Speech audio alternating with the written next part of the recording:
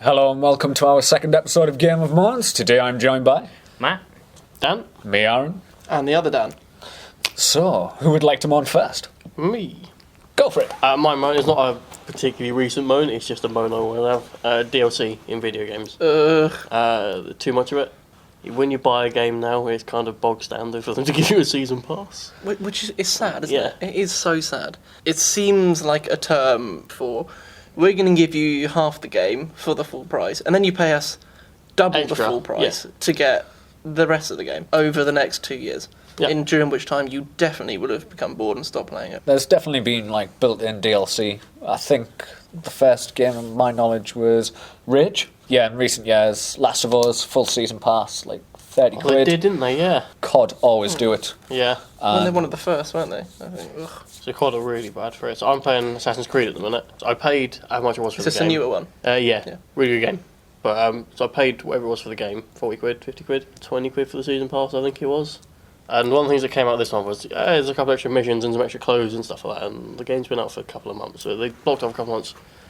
But what I downloaded was 1.1 meg, which I went, okay, all the data is on the disc. So for 2 months, you've just blocked it off. You haven't given me any of it. Like, it's already been there. You So I downloaded don't know the code. why you hold that for 2 months. how is this a business model? Like, how did they just say, here's it's some of the working. game? Because people buy it. Yeah. Yeah, but why is there not more outrage about this? I mean, I guess it's like... No, there should be. I guess there's, like, nothing you can do about it, but...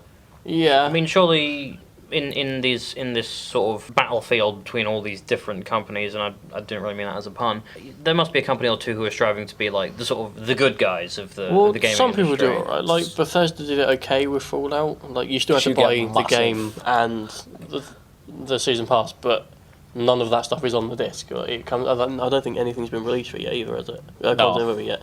And it will be you download 6 gigs worth of stuff, and it'll give you an extra chunk of map and submissions and stuff. Yeah, you that got they're making post game. Exactly, that's It's- exciting. It's yeah, kind of like a it's- semi-sequel, right? but, like But they still announced it when they announced it, and you get a season pass as well. at But surely same the time. season pass is, Like- you've bought the damn game. You've put your initial Yeah. faith in them. So Yeah. fucking give me it. Worst example I've ever seen. Even before that, Destiny. Oh my god! yeah. And the problem with Destiny is that I don't know if you guys have played them. Some of you probably have. Is that the DLC? It was such shit. They charge basically the amount of money as though it was a full game, and what you got. It stopped me playing it, to be honest. So I'm not that knowledgeable of it, but from what I've read and seen, it's just something that adds very little to the game. It's just more repetitive quests and grinding, number crunching, essentially just Yeah, with a that's all it was. different face on it. Yeah, But so it's you the can have, same- let's have a it's the different same. colour for your ghost or What? your little What's a load of Dinklebot crap? thing, and whatever it is. the like, thing, just- like the Taken King was like a really good DLC. It kind of solved some of the What game is problems. that for? It's That's the, the second expansion. But of Destiny. okay, is yeah. that? Do you count that as DLC or do you count that as like? Because like, that's That's almost a like new game, having right? Like the- that's essentially Destiny 2.0, right? Like, that's them. They sort It's of a bit really like hashed a lot of stuff. adding like the Shivering Isles onto Oblivion. So it's like a massive bit of the game, but it isn't a whole new game, if you know what I mean. It's got some really good bits of DLC, but there's like shed loads. You have to pay for like emotes and stuff. Nobody wants to pay for a What? wave. So But the nobody wants- dancing was Oh the right, best you have bit. to pay. You have to pay When you've killed the boss and everyone's going, Like, yeah, that's the best bit of the game.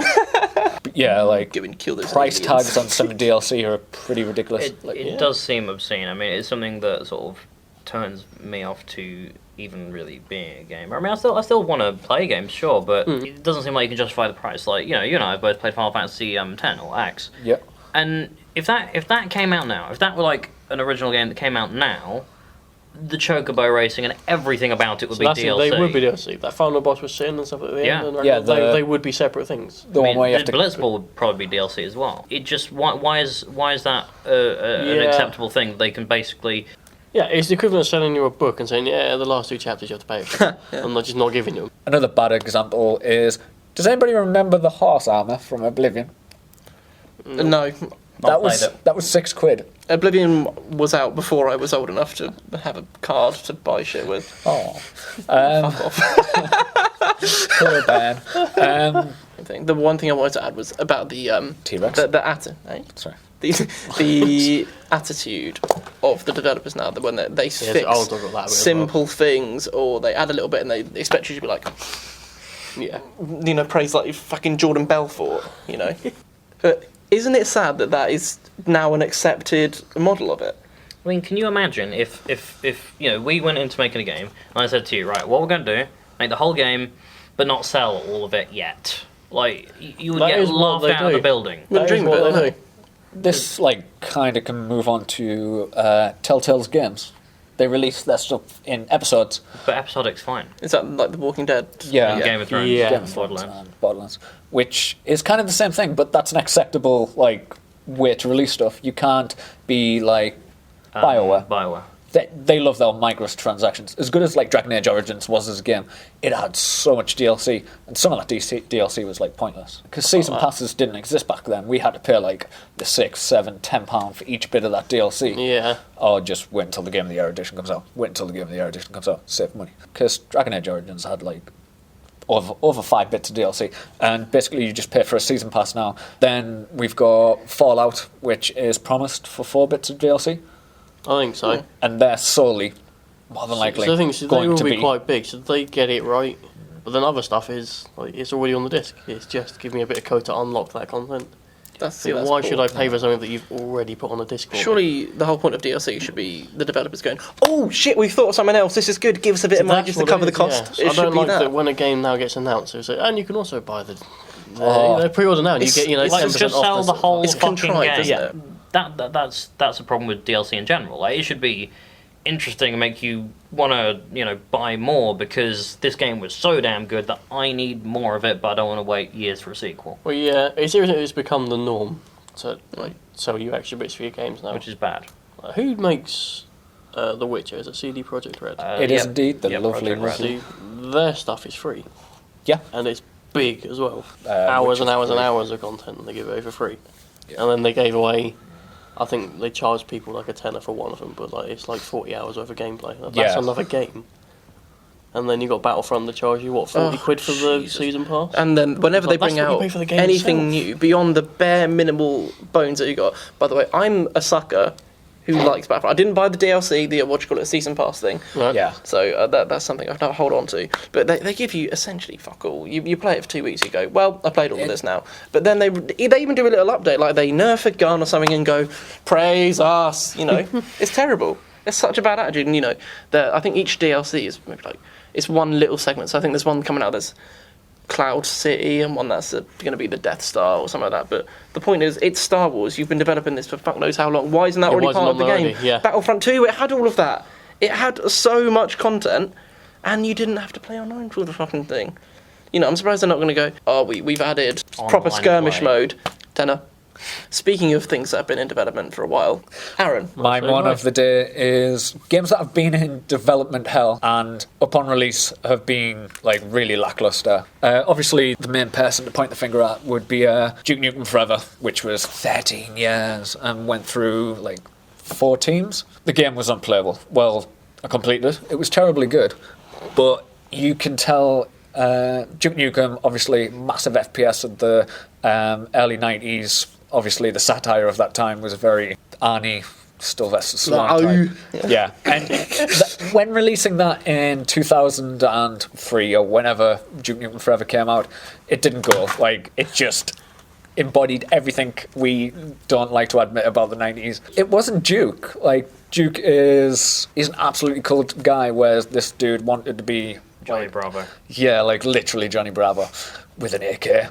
And he's got an AK. Is he a baddie then? He's got every gun. He probably has the BFG in his ass pocket. See, as a not gamer, basically, all I'm thinking is Snoz Cumbers taste like Snoz Cumbers. BFG is the most strongest gun found in Doom. And I actually thought you meant the big friendly giant as well. There. Yeah. It's the most powerful gun found in Doom, the original game, and it stands for Big Fuck Off Gun. Because, literally. That's inventive. I think I could infer that. It's actually in the movie. Basically, development hell. If something's trapped in development hell, should it be brought out? Last Guardian's being... Even though The Last Guardian looks lovely. Team Ico, everything looks like a walking painting. And it just looks like walking paint. It's like unfinished Swan. Just fill it in. It looks lovely, but you can totally tell it was made for PS3. You can totally tell that's a PS3 engine. And that's not taken away from the power of the PS3, because Last of Us looks lovely on that. Yeah, it's Journey not looks that lovely. big of a jump. Would you? The last game would have been Shadow of the Colossus. Yeah. Would you say that? I mean, because Shadow of the Colossus came out on PS2, and that would you say that it skipping a console generation has actually harmed the hype for it? Most definitely. Yeah, mainly Like- because it was supposed to be out on that last console generation. It needed got to delayed come- massively. Yeah, it needed to come So out before I don't know what Journey. reason it got delayed either. Actually, People left the team. It's literally... yeah, wasn't he fired or quit or something like that? He The director quit. of it, and He's still under he contract. stayed on to finish it, but then as soon as it's done, he's left. Yeah, you're losing a core member. And basically, with these long developments, it's all shift in staff and who's writing it. And if you haven't finalised the engine you're using, you literally can't start. And then if you change the engine, you literally have to scrap everything and start again. And that's losing 6 months and shed loads of movie money, I imagine. Basically, everything that's been trapped in development hell has suffered from it. And basically the point is, with Shadow of the Colossus, with Last Guardian, being one of the things we're most looking forward to for the past 4 years, the hype will destroy it. We'll play it, it will be a good game, but with everything that's came before it, because it's missed a whole generation, we've had shed loads of games which have just been the feels. And basically what Team Ico do the best is the feels. Confusing feels, but yeah, everything looks excellent, and good boss battles, and good platforming. Is there even an audience for it now? Because 8 years since Shadow of the Colossus, people have grown up and gotten jobs and become proper adults in that time. The thing is, with games of Shadow of the Colossus and Ico, which is good storytelling, but done on a minimalistic scale, excellent platforming, and in some cases, really good boss battles, there's always an audience for that. But the point is, with games like Tale of Two Brothers, Journey, anything else that's literally a platformer that tells a sad, heartbreaking story, things that have come out that are kind of better than Shadow of the Colossus. I'm not saying Journey is better than Shadow of the Colossus, because it isn't, but they're telling kind of the same story, which is it's all about the journey. It's basically a buddy platformer, and the AI looks spot on, and it's basically going to be a Japanese version of One Man and His Dog. I don't know what that is either. Sounds excellent. It's basically a relationship between a little boy and a giant, chimera, a griffin type thing. Just like the title says. Yeah, literally. And it's basically going to be their relationship, and they haven't spoilt the ending, but I think it's not going to be a happy ending. Because at the end of every Team Ico game, it's kind of oh shit, people die when they are killed, or they get turned into little boy things. If we basically get the feels, it's going to be one of those games that was a really good game, let's only play it once, but let's keep it on the shelf. Sorted. Who's next? Well, I think that's going to be me, wouldn't it? yeah. I'm sure you guys have noticed as well. This is the audience, and of course the guy sitting next to me. If you watch a film trailer, how many times have you watched it and gone, well, I don't need to see the film now. I've seen all of it. I think a lot. Increasingly more often. Well, this is what they need to do. In terms of, I'm going to go annoyingly into screenwriting here. They need to show you the point at which the story really starts. They need to show you the first twist in the plot where the guy's life is changed. Right? Everyone knows this kind of film trope. But what we get is you see John Connor. Yeah, exactly. That is the worst example of it. The whole point of that film is that it was meant to be a surpriser. If you haven't seen Terminator Genesis, you don't need to. Because you've seen the trailer. And because it's shite. that John Connor, he's turned evil, he's basically a machine now. Which ain't a bad twist, but because and it's they even play it out as a twist at the right moment and everything. I mean, if I remember Yeah, correctly... it was just quite good, that bit. Yeah, I don't get why If people I don't remember say it. correctly, Kyle Reese and Daenerys are in the present, and then John Connor comes back from the future, and they go, John! And he's like, hey guys, I'm here. And then Arnie's like, and they go, why did you do that? That's John Connor. And then he goes, actually, I'm a T5000X BC version 4.0 beta bitch. He's Terminator DLC. Yeah, and that central revelation, which really was a midway twist, Yeah. spoiled in the trailer. And Alan Taylor, director of the film, is not happy about that. And I always thought the director had some say in the story. I mean, surely some marketing person had to go, Like, let's let's reveal the twist. And then someone else went, yeah, let's do that. I think it's because it's not a director's film. It's part of a franchise. It's not, I hate this term, it's not an art film. So say, The Revenant what's his name? Is it in? I can't remember his name. Iñárritu. Iñárritu, that's it. He will have a say on what goes on because that's his film. He's a big name. He's driving the film. Whereas with this, let's take it to Star Wars. We're going to see this coming up soon as well. The name of the film very much supersedes the people making it. It's not necessarily arty. It's going to be more about the marketing. So they want to show people everything that happens. Oh, look, it's action, blah, blah, blah, you'll see this, to make people come and see it. And again, we spoke about in the last Game of Moans, it's just such little risk involved now. We spoke about this at length in a completely other podcast, Batman versus Superman. Yeah. When the first trailer for that came out, I'm like, God damn, this is dark. Yeah. We're dealing with like serious themes here, corruption, power, all that kind of thing. We've got what's going on, all the shot of Zod, and we go, oh, what's happening there? But that's all right. We go see the film to find out what's happening. It is kind of a lot of disconnected images, that certainly. And then, but in this latest the second trailer, one was they okay. go, So the we're second trailer turning wasn't him so into bad. Doomsday. For the people in the know about Doomsday, not you exactly. I imagine the clue is in the name. He is the end. But the thing is, Doomsday is the guy that kills Superman. Doomsday is like the ultimate. I mean, apart from Darkseid, but he's the ultimate villain in the universe. But for the people who don't know yourself, that's just a dumb looking monster. Yeah. And that devalues everything about it, because most of the people going to see it are just going to be casual film goers, because people like Batman. On the other side of it, people who are really into the comics and just want to basically go, oh yeah, that looks good. That's basically it, isn't it? For people who really want to see a proper film or who just want some excitement, there ain't that there, because the central conflict of that film is Batman and Superman are at odds with each other. But in the trailer, they're buddies. They're clearly at the end. They have to buddy up. Yeah, you obviously know. Yeah, which we knew was they going to happen. reveal that there is going to be But this is the bad guy that unites them. The central thesis of the trailer is that that Superman is the good guy, the American hero, and Batman's like this sort of semi-murderous vigilante who's like cutting bats into people. That's dark as fuck. And then at the end, Wonder Woman turns up and he goes, "I thought she was with you." We don't need to see them teaming up. We know it happens, but we want to know how they get there. It's very frustrating, and it happens with big franchises, which aren't a risk. No, every fucker's going to see Superman. The trailer for Star Wars could have just been a picture of J.J. Abrams like that, of George Lucas, and it would still have made nearly $2 billion. Or just going. Exactly. Everyone's coming to see that. Like, that could have been a trailer, and people would have gone to see that. Same with Batman vs Superman. If the trailer for it was just Christopher Nolan like that, then it would still print money. But the fact is, they're revealing too much, and this rarely happens with like smaller films. The Revenant. You look at that trailer and go, Where they're more artistically What's going driven. on? what's going on? Yeah. Same with Birdman, same with Whiplash, same with Nightcrawler. You go, man, there's just enough there for me to want to watch it. That's what a trailer should do. It gives you the hook, gives you the tone. That's Exactly. it. And I'd say the worst example I see in terms of a genre for a trailer showing too much is comedy. By the time you go to see a film, you're like, shut the fuck up. I know that joke.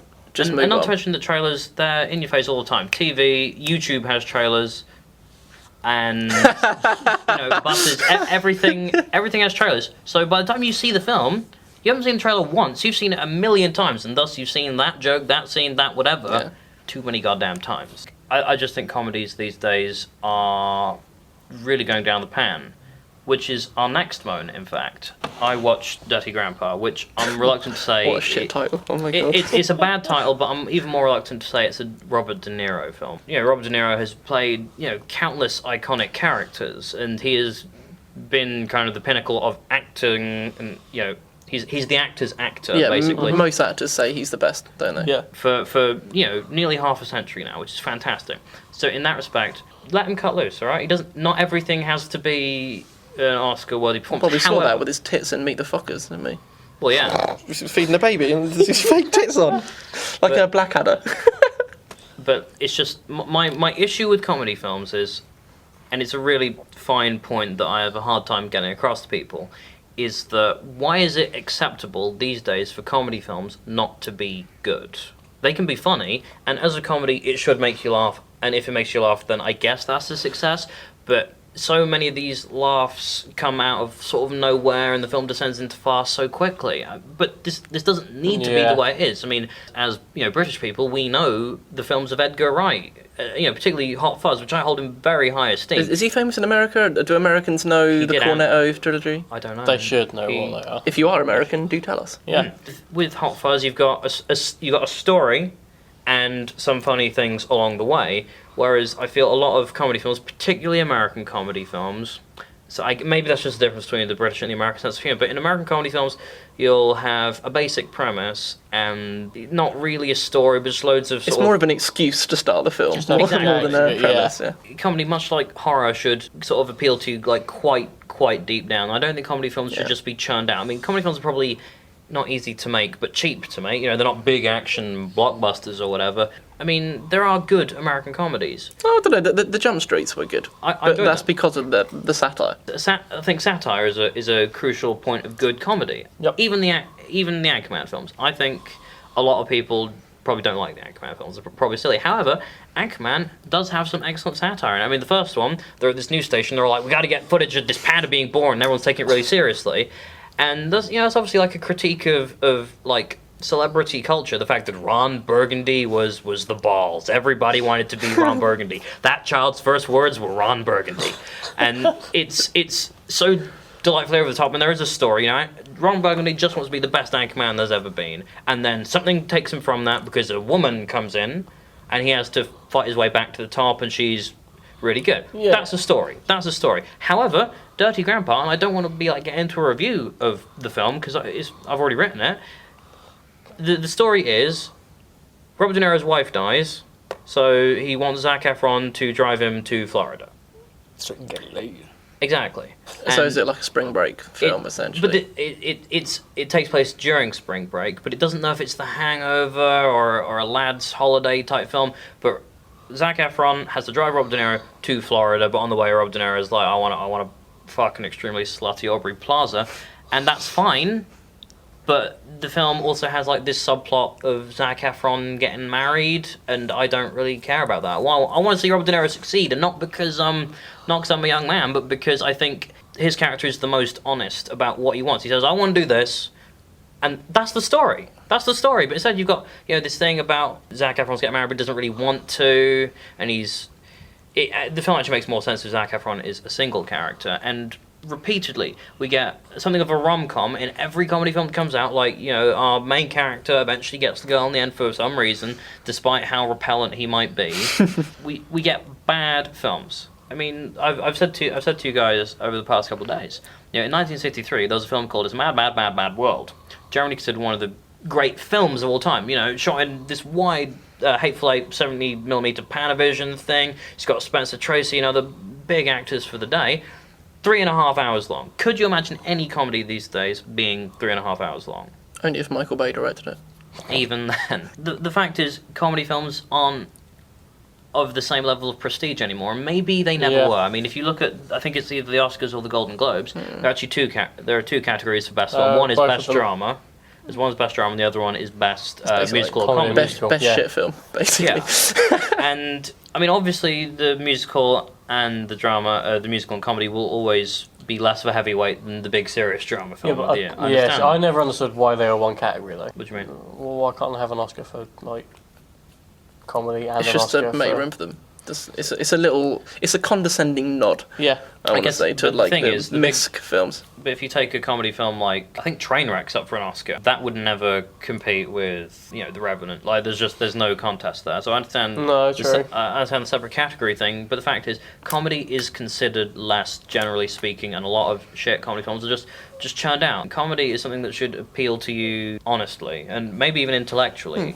We've got Four Lions. Four Lions is I think damn comedy funny. should make you think. Exactly. I mean, George Carlin said that comedy should not just make you think, but also make you realise, hey, the world is a bit absurd. Comedy sequels?